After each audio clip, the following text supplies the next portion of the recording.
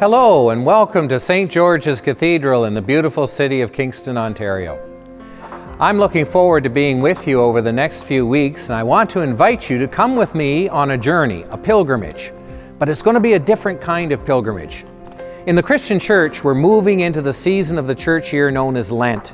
It is a time to prepare ourselves for the great celebration of Easter that will soon be upon us, where we remember and give thanks for the resurrection of Jesus Christ from the dead, the fulfillment of God's great promises to us.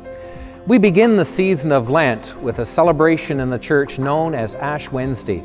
It is a time when we remember who we are as created and passionately loved by God. And so we know that as we take this journey, we never do so alone. I want to share with you a passage from St. Paul when he's writing to the Corinthian church in 2 Corinthians chapter 6, where he writes, "See, now is the acceptable time. See, now is the day of salvation, and we are putting no obstacle in anyone's way."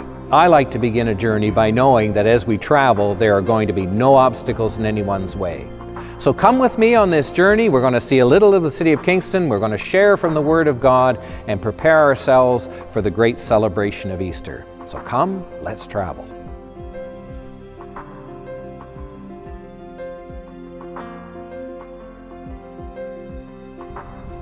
The season of Lent is based on the 40 days that Jesus spent in the wilderness. Seems a strange way to begin a journey by starting in the wilderness, but it says in Luke's Gospel that the Spirit drove Jesus into the wilderness. Not only that, but he fasted for 40 days and was famished. And it was right at that very low point that the tempter came to him to try to dissuade him from the mission and the pilgrimage that he was on.